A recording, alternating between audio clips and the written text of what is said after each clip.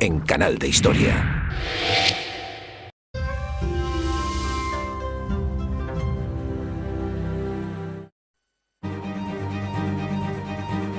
Entre 1750 y 1850 se produjo un cambio en Gran Bretaña que no solo tendría efecto dentro de sus fronteras, sino en todo el mundo. Hubo un tiempo en que la agricultura era la primera actividad económica del país. El ritmo de vida era lento y los cambios aún más. En 100 años, Gran Bretaña asistió a la creación de las primeras fábricas del mundo, las primeras ciudades industriales y los primeros ferrocarriles. Asistió a la creación del trabajo como lo conocemos hoy en día, y hasta vio cómo cambiaba el tiempo. Para describir lo que estaba ocurriendo, tomaron prestado un término político. Era una revolución. La crisis y las oportunidades que trajo consigo crearon el mundo en el que vivimos hoy. La revolución industrial supuso una nueva organización del trabajo y la utilización de novedosas máquinas, algo a lo que se tuvieron que adaptar los edificios de la época.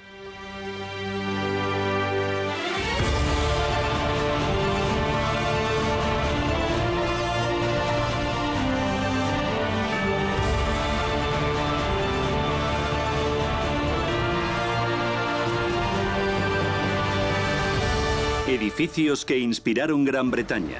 Revolución. La revolución industrial tenía un aspecto, un sonido y un olor nunca vistos. Creó grandes ciudades y grandes barriadas. Niños de 6 años trabajaban hasta 16 horas diarias. El pueblo, envuelto en una espesa capa de hollín y polución, vivía al ritmo que marcaban los relojes de las fábricas. Imaginamos la revolución industrial como una época de mugre, miseria y fábricas terribles, con chimeneas siempre humeantes, pero esa no era su intención.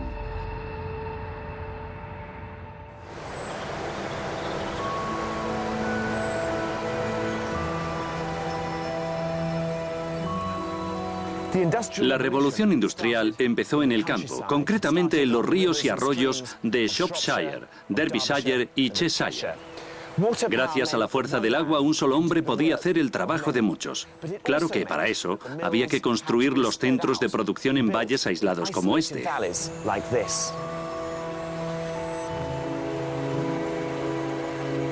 La revolución industrial empezó con la tecnología de la Edad Media. Hace siglos que se utilizaban molinos de agua para moler el grano.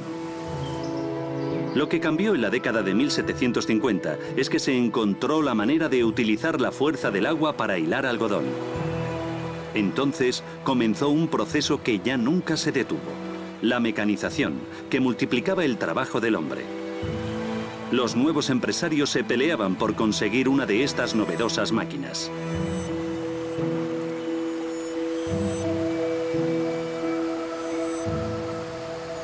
En 1874, Samuel Gregg, hijo de un comerciante de telas, arrendó una propiedad rural en Styal, en el condado de Cheshire. Eligió este lugar por el río, junto al que pretendía construir un edificio revolucionario. Estas fábricas eran algo completamente nuevo, así que los arquitectos que las diseñaron no tenían ningún modelo que seguir. Eso sí, tenían el estilo georgiano, típico de esa época, que es donde se inspiraron. La parte de abajo se parece mucho a las viviendas adosadas georgianas por las puertas y las ventanas, que parecen de guillotina, aunque no lo son. Y si alzamos la vista, el edificio recuerda a los establos de aquellas mansiones de campo, con su frontón, su reloj y un templete en la cima con su campana dentro. Ni siquiera la gente que lo construyó sabía que estaban ayudando a forjar una revolución. Era el orgullo de la familia Gregg, que vivía justo al lado de la fábrica. Proporcionaban a los trabajadores todo lo que necesitaban. A mí me recuerda a las aldeas modelo de la reforma agrícola. Pero se había producido un cambio fundamental. En las fábricas, los trabajadores se convirtieron en empleados. Antes de 1750, hilar y tejer eran actividades artesanales que realizaban particulares a su propio ritmo. Todo esto fue posible gracias a grandes inversiones de capital. La gente buscaba oportunidades de negocio, como se diría hoy en día. Lo que vemos aquí hoy es un potente centro de producción, pero en la época asumían un riesgo. Esta fábrica salió adelante con éxito, pero hubo otras muchas a finales del siglo XVIII que funcionaron durante 10 o 15 años y tuvieron que cerrar. En cierto sentido, lo más novedoso de la revolución industrial fue la organización del trabajo. Si un comerciante construye una fábrica es para controlar todo el proceso de producción. Y para los jornaleros de Cheshire, trabajar en una fábrica era una gran oportunidad. Aunque les pagaban por pieza, tenían trabajo regular 6 días a la semana durante todo el año y les daban comidas. No tenían nada que ver con lo que ocurría en el mundo agrícola.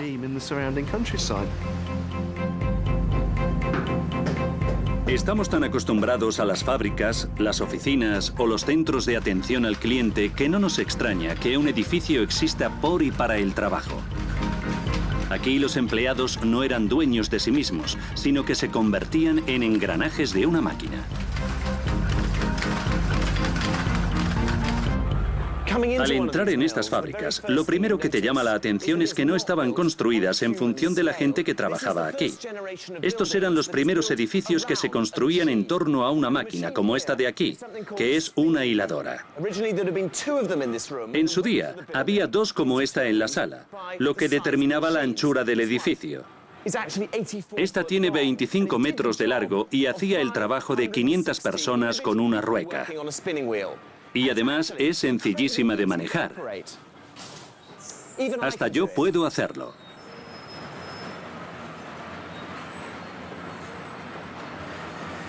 Un hombre y 2 niños eran suficientes para hacerla funcionar. Era un trabajo peligroso, pero entre esas 3 personas estaban produciendo 385 kilómetros de hilo al día y había más de 100 máquinas como esta en la fábrica.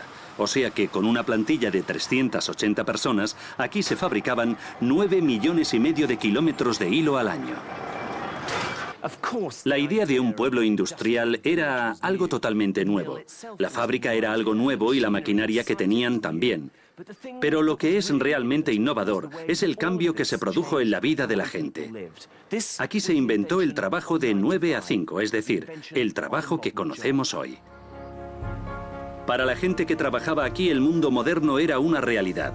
Para el resto del país, la vida continuó prácticamente igual. La industria estaba encadenada a los ríos. Gran Bretaña estaba al borde de una revolución, pero antes de que esta cambiara a todo el mundo, había que liberar las fábricas. El idilio rural de las primeras fábricas desapareció con la llegada del vapor. Ahora los empresarios podían construir donde les viniera en gana porque ya no necesitaban ríos, sino carbón. A principios del siglo XIX, pequeñas ciudades mercado como Leeds, Glasgow o Birmingham se transformaron en grandes ciudades que dieron lugar a un nuevo tipo de vida. Aquí es donde nació el universo dickensiano de barrios obreros, trabajo infantil, humos, hedores y fábricas infernales. El epítome de todas ellas era Manchester, la capital mundial del algodón.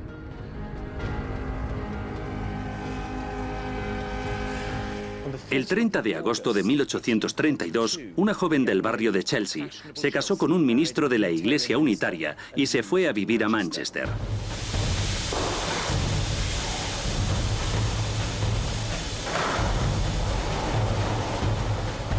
Se llamaba Elizabeth Gaskell, y lo que vio en la ciudad que abanderó la revolución industrial fue algo sin precedentes. Las novelas de Elizabeth Gaskell abrían a sus lectores a un nuevo mundo lleno de fábricas gigantescas, en el que el ruido de las máquinas de vapor inundaba las calles y las ganancias aumentaban como la espuma.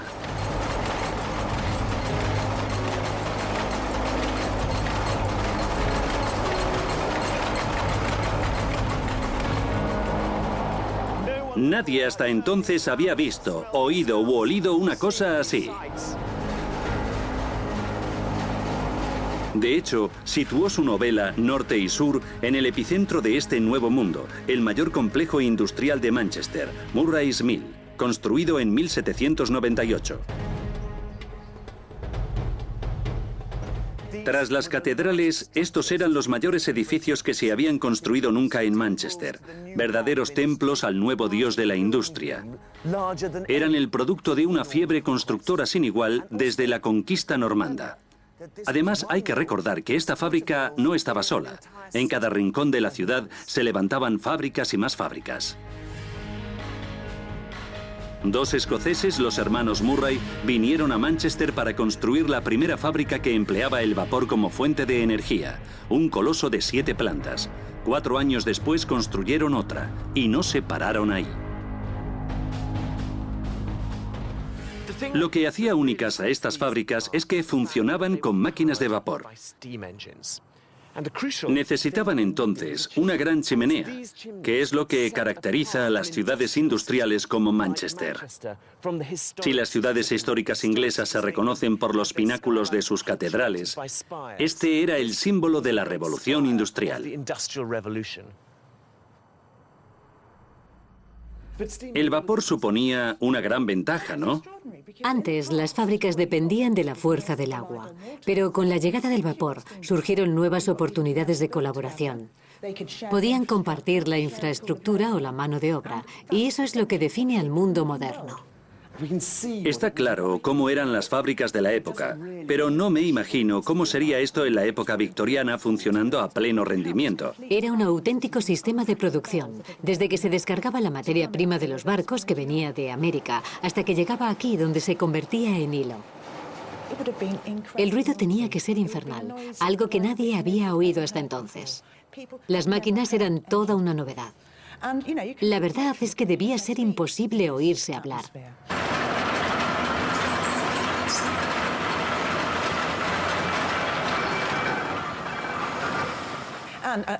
Y otra de las cosas que causaron furor es que todo estaba iluminado con lámparas de gas, o sea que tenían luz artificial. Sería un gran avance, ¿no? Porque así ya no dependían de la luz del sol para trabajar. Era un espectáculo nunca visto en la época. Un edificio tan grande ya era algo excepcional. Pero que estuviera todo iluminado por las noches era algo absolutamente extraordinario.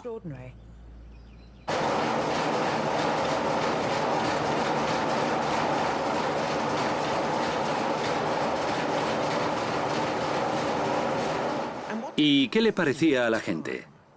Llegaron en masa a la ciudad. Venir a Manchester era una maravilla, porque en las fábricas había trabajo para toda la familia. Y era verdad.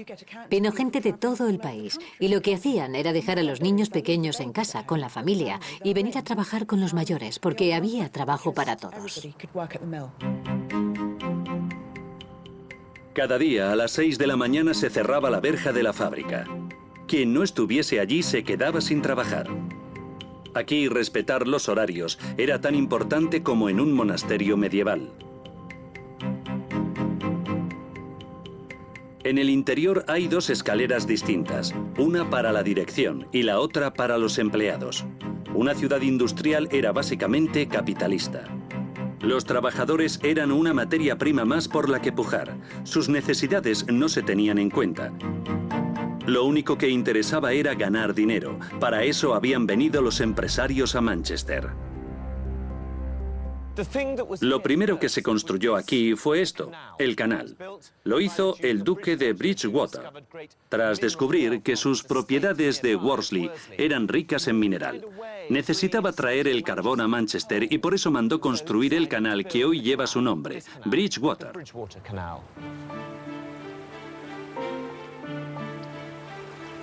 La decisión de este astuto aristócrata es la razón por la que existe el Manchester que conocemos hoy. Hasta entonces, el transporte de grandes cantidades de carbón no era rentable. El coste del desplazamiento hacía que perdiera mucho valor. Los canales cambiaron esa situación. El carbón se abarató y podía transportarse por agua hasta las mismas fábricas. Al otro lado del canal estaba Liverpool y los barcos que transportarían las telas de Manchester a todo el mundo. En 1900, Manchester tenía más canales que Venecia. Pero la revolución de los transportes no terminó con los canales. Tras esta sobria fachada georgiana se encuentra la otra maravilla que trajo el vapor: el ferrocarril. Estamos en la línea Manchester-Oxford, construida en 1830. Esta es la primera estación de trenes de pasajeros del mundo. Lo que más me sorprende de esta estación es que, a pesar de ser la primera que se construyó, tiene casi todos los elementos de las estaciones de hoy en día. Pero hay una diferencia básica. El andén está al mismo nivel que las vías, y no más alto, como en las estaciones modernas. La razón de esto es bastante sencilla, y es que los vagones de tren estaban inspirados en los coches de caballos, a los que se subía con una escalerilla. Tuvieron que improvisar sobre la marcha.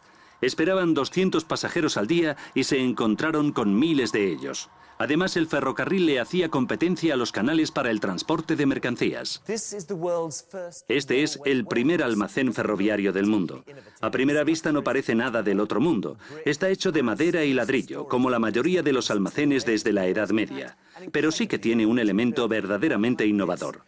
Los vagones de mercancías llegaban por la vía principal y entraban aquí después de darles la vuelta en una plataforma giratoria.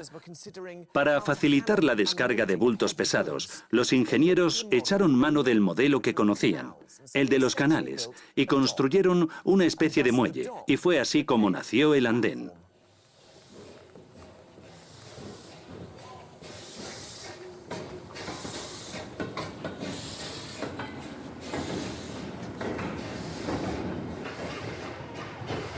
En solo una década el ferrocarril se extendió por toda Gran Bretaña, uniendo pueblos y ciudades y haciendo posible un mercado nacional para los productos de la industria. Stephen Parisian ha viajado de Londres a Bristol por la mayor línea de ferrocarril de la época victoriana.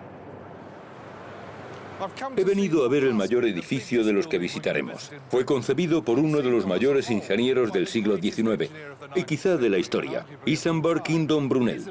Y no me refiero a la estación de Paddington, donde me encuentro ahora, sino a la gran línea de ferrocarril del oeste que podríamos considerar como una sola construcción de 150 kilómetros de largo.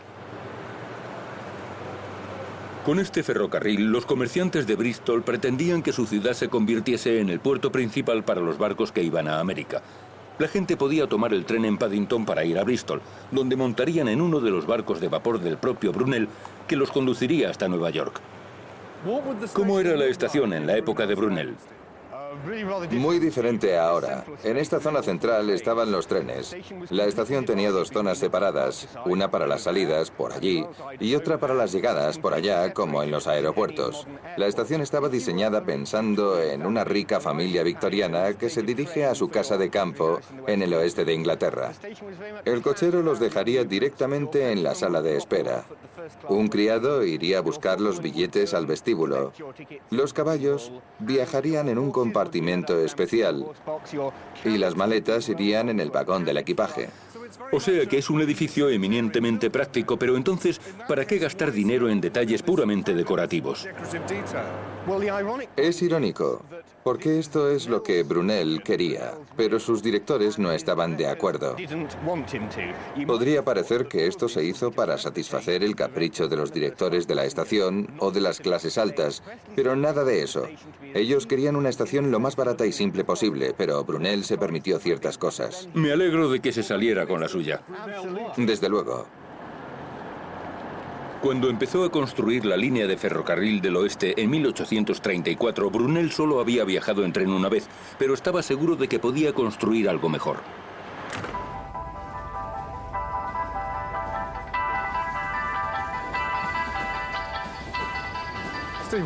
¿Qué velocidades se alcanzaban en aquellos primeros viajes?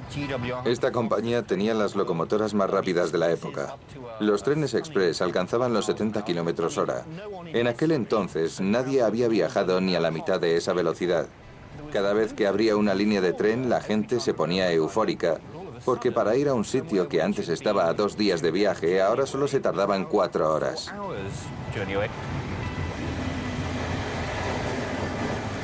¿Y cómo eran de cómodos? ¿Los asientos eran parecidos a estos? Si viajabas en primera clase, ibas comodísimo. asientos de terciopelo rojo, ventanas de cristal. Los criados o los comerciantes viajaban en segunda, donde no había cristal en las ventanas y los asientos eran de madera maciza. Y si eras un trabajador, la compañía ni siquiera consideraba que pudieras viajar con ellos. Así que era un transporte muy elitista. Sí, mucho. Sin embargo, los vagones de mercancías podían llevar pasajeros cuando viajaban por la noche, aunque no fue una medida muy popular.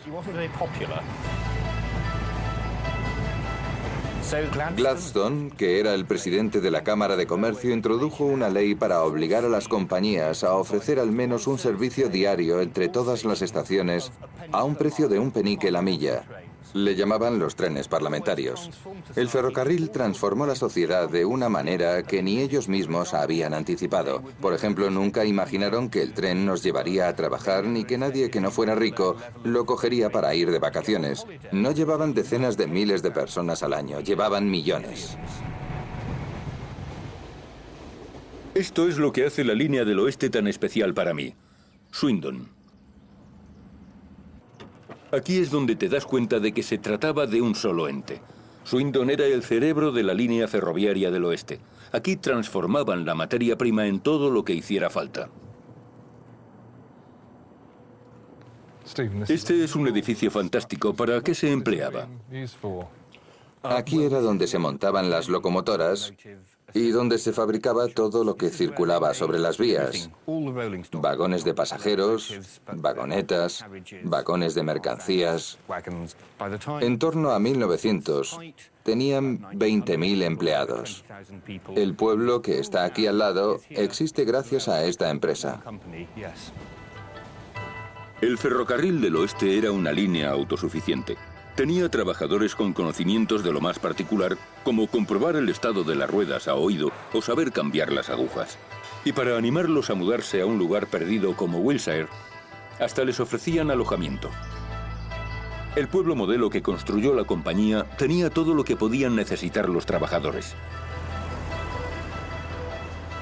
Y aquí está lo mejor de todo. Este pub se construyó para los ingenieros de locomotoras, aunque ahora se llama el Cricketers.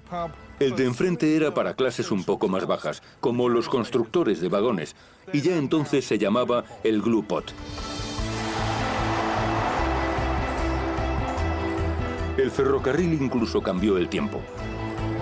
El mediodía solar en Bristol se produce 8 minutos más tarde que en Londres. Claro que, ¿a quién le importan 8 minutos? Pues a quien hace el horario de los trenes, y por eso crearon lo que se llamó la hora ferroviaria. Desde noviembre de 1840, por decisión de la Compañía Ferroviaria del Oeste, Bristol pasó a tener la misma hora que Londres. En Bristol, Brunel revistió su innovadora estación al estilo Tudor en un intento por ocultar su revolución con una arquitectura familiar. Pero su ferrocarril llegó demasiado tarde. Antes de que la estación abriera, Liverpool ya había ganado la batalla de los puertos y los propios barcos de Brunel acabaron trabajando en el río Mersey. Eso sí, demostró cómo se ha de hacer una estación de tren. Los horizontes de la gente de a pie se volvieron inmensos. El ferrocarril supuso una transformación inimaginable para la Gran Bretaña del siglo XIX y sus efectos todavía se dejan notar hoy en día. La línea de ferrocarril del oeste no solo es el mayor proyecto de construcción que he visitado, sino también el de mayores consecuencias. El ferrocarril fue el adelanto tecnológico que más atención acaparó en la época victoriana. Además, inspiró grandes obras de arquitectura y acortó las distancias de una manera insospechada. Conforme avanzaba el siglo XIX, las ciudades industriales se impregnaron del mismo espíritu de grandeza.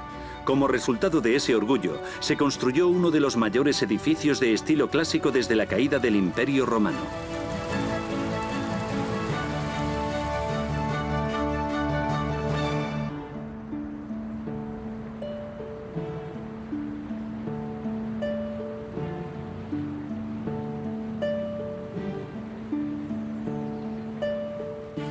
Estamos en 1830. Liverpool estaba a la cabeza de las ciudades emergentes en tamaño y prosperidad. Era una ciudad burguesa y a mucha honra. Lo que le faltaba por demostrar, como a otros centros industriales del norte de Gran Bretaña, es que no solo sabía de dinero, sino que también era un lugar de cultura.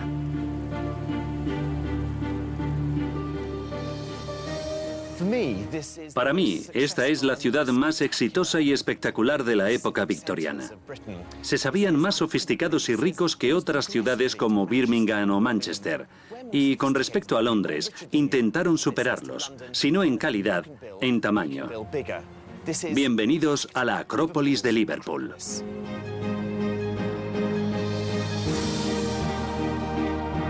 Se decidió que la ciudad necesitaba renovar su auditorio y su palacio de justicia, y lo que construyeron fue un edificio clásico de los que no se veían desde la antigüedad, el St. George's Hall. Tras una fachada que miraba al pasado se escondía una tecnología que pertenecía al futuro.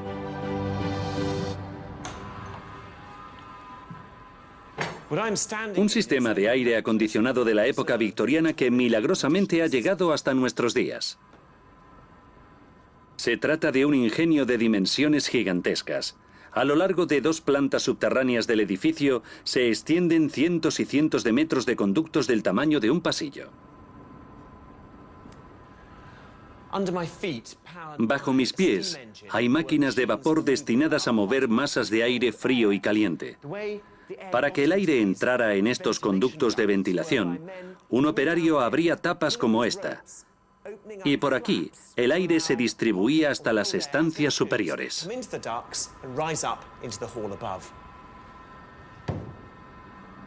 Hasta había un termostato, también enorme, como no.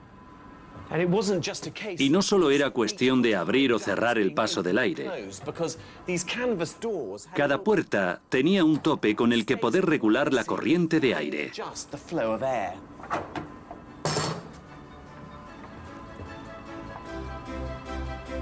Claro que estando en Liverpool, seguro que lo usaban más a menudo para calentar las salas. Es un ejemplo más de la doble personalidad de este edificio y de los comerciantes que lo construyeron, porque arriba, lo que veía el público era la antítesis de la modernidad.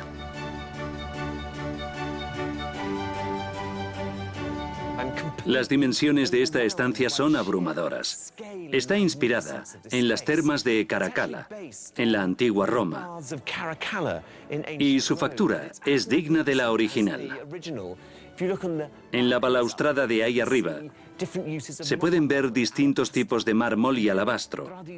Y también están estos gigantescos pilares, hechos de granito pulido. Pero mi elemento favorito son estas maravillosas puertas de bronce, por sus intrincados motivos decorativos. Y lo más gracioso es que se apoderaron de un lema romano, adaptándolo a su época. Aquí pone SPQL, que quiere decir el Senado y el pueblo de Liverpool. Un edificio tan impresionante como este, en el que todo está calculado, dice mucho de la gente que lo construyó. Lo primero que nos dice es el momento de prosperidad que se vivía en el Liverpool del siglo XIX. Y era la primera gran construcción que no tenía una relación directa con el comercio. Eso parece. Si te fijas, la aduana, la estación del tren, el puerto, son lugares que están directamente relacionados con los negocios.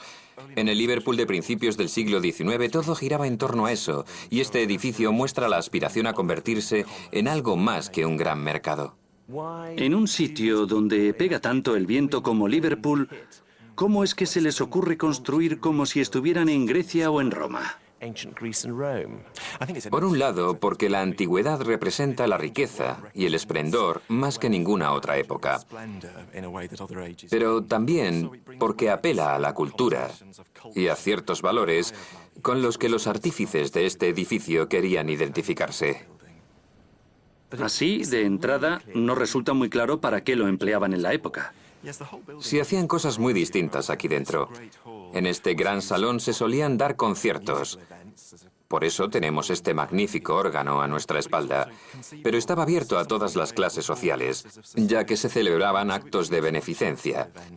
El alcalde ofrecía aquí varias cenas y desayunos al año para la gente con menos recursos.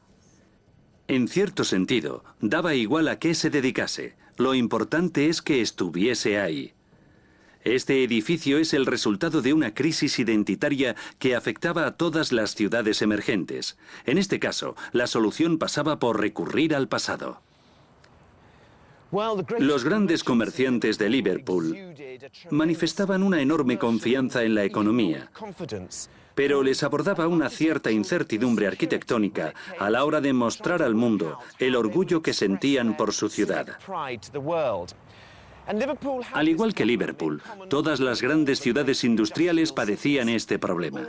Todas echaron la vista atrás, a la época dorada de la civilización europea, para demostrar que ellos también estaban a la altura de la antigua Roma, del mundo griego, de las ciudades-estado del Renacimiento o incluso de la Edad de Oro de los Países Bajos en el siglo XV.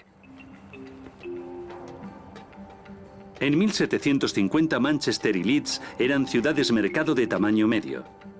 En 1850, en las ciudades industriales del norte, vivía tanta gente como en Londres.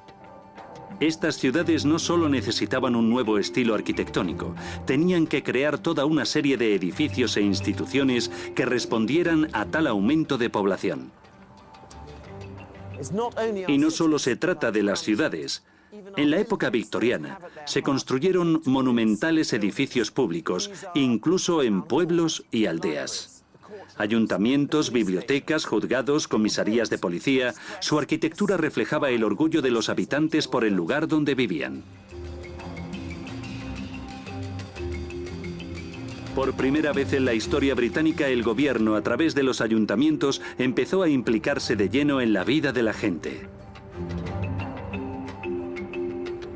En la época victoriana, se construyeron hospitales, los primeros parques municipales y las primeras viviendas de protección oficial, como esta calle de Manchester que se llamaba Sanitary Street, en referencia a su excelente sistema de saneamiento. Se inventaron una serie de infraestructuras cuya importancia hoy pasamos por alto. En resumidas cuentas, lo que hoy consideramos una ciudad nació de un ideal de la época victoriana. No solo crearon nuevos tipos de edificios, sino también la forma de construirlos empleando los materiales de la revolución industrial. Sin querer, inventaron un nuevo estilo que no escondía sus avances técnicos por cuestiones estéticas. Empezó a forjarse una revolución que daría lugar a la arquitectura moderna. Ed McCann ha estado investigando las nuevas posibilidades de construcción que ofrecía el hierro. El hierro es uno de los materiales más importantes que surgieron de la revolución industrial. Estamos acostumbrados a verlo en las máquinas, los ferrocarriles y los puentes, pero también revolucionó el mundo de la construcción. He venido a Shrewsbury, a esta decrépita fábrica, que aunque parece un edificio de ladrillo normal y corriente, su forma de emplear el hierro lo convierte en el antepasado de los rascacielos. Cuando se construyó esta fábrica de lino de Ditherington, no pretendían añadirle más pisos de lo normal. Decidieron emplear el hierro por una razón totalmente distinta. ¿Por qué es tan importante este edificio?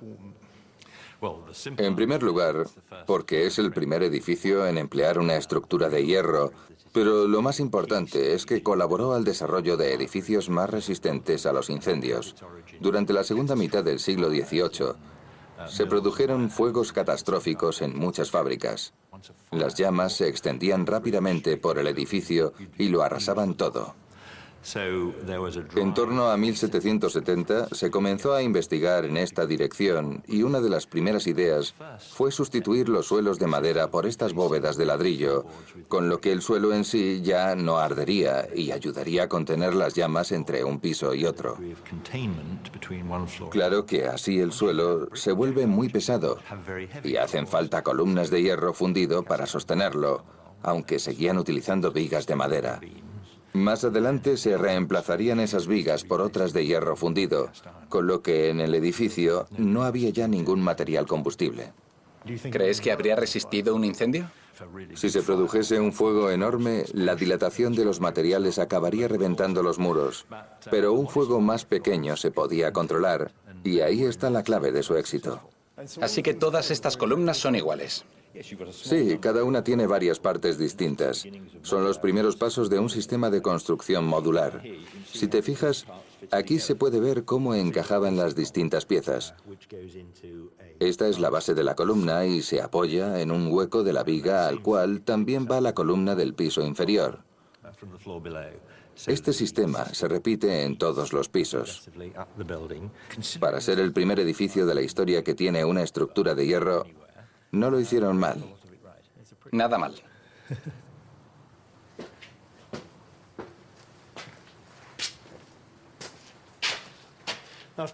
Estoy justo debajo del tejado para ver de cerca un detalle que me parece muy importante. Esto no es como una junta de hoy en día. Lo han hecho como si fuera una viga de madera, lo que demuestra que la construcción con hierro todavía estaba echando a andar. No sabían soldar estas dos piezas, pero solo tardaron unos años en descubrirlo, y fue entonces cuando se empezaron a construir edificios mucho más grandes que no sería posible hacer con madera. Así es cuando las cosas se pusieron interesantes de verdad. Las fábricas empezaron a explorar las posibilidades que ofrecía la primera novedad en materiales de construcción desde la época de los romanos. Esto sí que es interesante. En 1867 se construyó la estación de tren de Lime Street, en Liverpool. Ahora ya sabían todo lo que se podía hacer con el hierro. Supuso toda una revolución en el mundo de la construcción. Desde la Edad Media, al utilizar madera y piedra, era imposible hacer un techo de más de 15 o 20 metros de envergadura. Este de aquí tiene 65 metros de ancho. En su época era la cubierta más grande del mundo. ¿Para qué querían una cosa tan grande? En las estaciones solía haber mucho humo. Un techo alto ayuda a disipar la humareda. Se suele establecer una analogía con las catedrales. No solo por su gran tamaño, sino por la competición que había entre ellas. Si en la Edad Media se intentaban construir templos cada vez más grandes, en la época victoriana pasaba lo mismo con las estaciones de tren. Y mirando los arcos no se ven alusiones a la antigua Grecia, como volutas o cosas así. Y es porque no había sitio. Era un estilo muy parco. Cada tornillo está ahí porque es absolutamente necesario. Cierto, hay que recordar que se trataba de un tipo de edificio totalmente nuevo. Otra cosa que llama la atención es que una cubierta así se debía de colocar enseguida. Se puede montar cada arco en el suelo, ponerlo en su sitio y pasar al siguiente. Sin duda. El ritmo de construcción era rapidísimo. Es una técnica que mira ya al futuro, tanto por la rapidez de ejecución como por la calidad de los nuevos materiales. Hacia finales de siglo, los arquitectos que hasta entonces habían ignorado este tipo de edificios empezaron a verlos como el modelo del que saldría el nuevo estilo del siglo XX.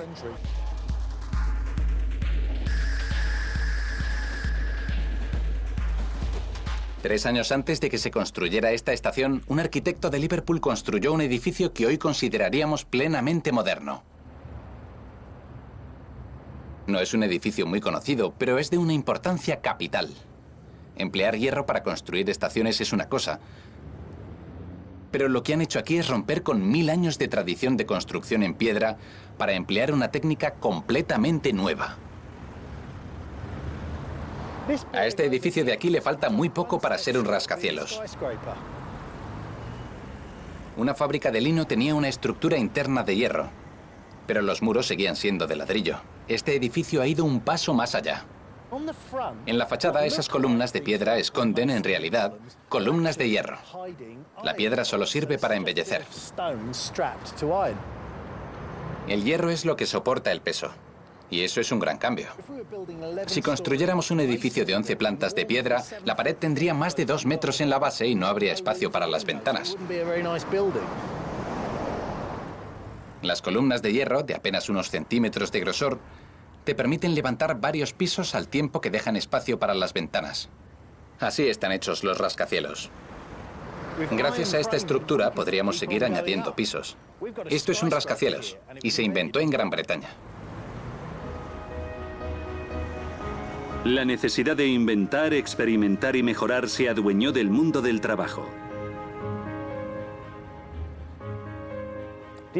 El extraordinario éxito económico de la revolución industrial acarreó grandes mejoras, pero también tuvo consecuencias negativas. La población de las ciudades crecía sin parar y empezaron a surgir problemas sanitarios y de vivienda. Se alcanzaron niveles de miseria que no se veían desde la Edad Media. Una creación victoriana quiso poner fin a esa pesadilla, y 15 millones de británicos continúan viviendo en ella. Entre 1800 y 1850, la esperanza de vida en las ciudades británicas se redujo a la mitad. Un varón en Liverpool solía morir antes de cumplir los 27 años. Ese era el lado negativo de la industrialización: infraviviendas, pésimas condiciones de trabajo y contaminación.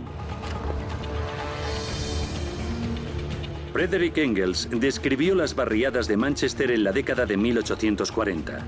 Había escombros por todas partes. Las casas eran pequeñas, de una sola planta y una sola habitación, donde se cocinaba y se dormía. En un agujero de 1,50 metros de largo por 2 de ancho había 2 camas. Vivían peor que los animales.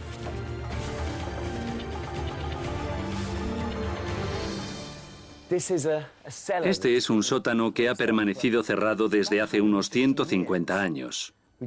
No se sabe si este en concreto estuvo habitado durante la Revolución Industrial, pero familias enteras vivían en espacios como este. Y no me refiero a familias con 2 hijos, sino con 6 o 7. Vivían en condiciones miserables, sin instalación sanitaria, ni agua corriente ni desagües. Aquí había una chimenea. Era el sector más pobre de la sociedad. Aquí hay una puerta y una ventana que están tapiadas. No estaba tan oscuro como ahora, pero el frío y la humedad tenían que ser terribles.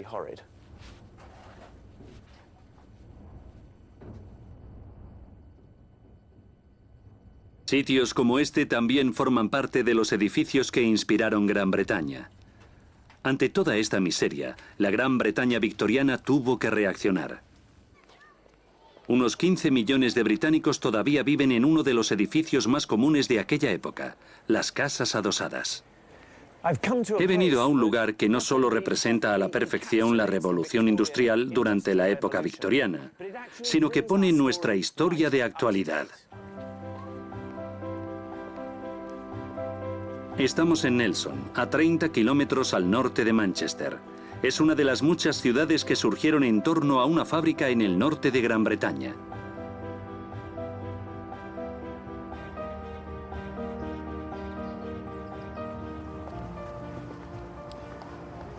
Así que la existencia de esta ciudad y toda su riqueza se debe a la industria textil. Sí, y lo más sorprendente es que hace 150 años esto era una zona rural. El incremento de la población fue espectacular. De 3.500 personas que vivían aquí en 1864 se pasó a 39.500 a principios del siglo XX. Es increíble. La razón de este aumento era la cantidad de gente que se necesitaba para trabajar en la fábrica de tejidos. Para tejer se necesitaban 5 veces más empleados que para hilar. En 1864 se reunió un comité formado por 10 adinerados empresarios locales para mejorar la calidad de vida de sus trabajadores. Ellos decidieron el diseño de las calles en forma de cuadrícula y que tuvieran una anchura adecuada. Hicieron hincapié en la instalación de servicios de saneamiento, de agua corriente, la recogida de desperdicios y de cenizas y la instalación de alumbrado público.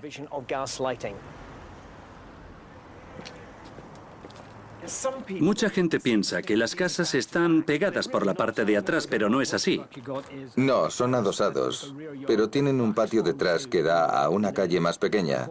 Lo más importante es que por aquí pasaban los servicios municipales. Aquí detrás estaba el retrete, la carbonera y el depósito de ceniza. ¿Qué es ese de ahí, no? ¿O es el de abajo? Las dos puertas daban al depósito de ceniza, pero servían para cosas distintas. La de arriba era por donde la señora de la casa echaba las cenizas. La puerta tenía dos bisagras aquí y se enganchaba al otro lado. Después, por la noche, venía el servicio de recogida con un carro, por eso tenía que ser ancha la calle. Sacaban la tapa de abajo, vaciaban las cenizas y las cargaban en el remolque. Luego esa ceniza se usaba en otros procesos industriales. Un sistema muy limpio. Y muy moderno. El mundo industrial de hoy en día se inventó en las ciudades del norte de Gran Bretaña. Manchester, Liverpool, Leeds, Birmingham, Glasgow, Belfast. Por primera vez en la historia británica, el centro de gravedad del país se había desplazado hacia el norte. 150 años después, igual que había llegado, la industria desapareció repentinamente. Pueblos como Nelson surgieron al calor de la revolución industrial. El final de esa era, hace solo 30 años, abrió un gran interrogante. ¿Qué hacer con las fábricas, los canales y todas estas calles? Esa es la pregunta que tenemos que responder ahora. Gran Bretaña se convirtió en la primera sociedad postindustrial del mundo. Las fábricas son ahora modernos lofts, almacenes o sede de empresas de Internet. Encabezamos la revolución industrial y ahora también somos los primeros en enfrentarnos a sus consecuencias.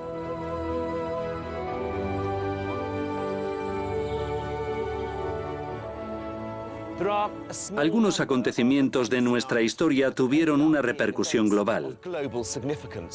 El más importante de ellos es, sin duda, la revolución industrial. No solo cambió nuestra manera de vivir y pensar, sino que creó toda una serie de nuevos edificios. Almacenes, fábricas, estaciones de tren, son construcciones que inspiraron Gran Bretaña y transformaron el mundo entero.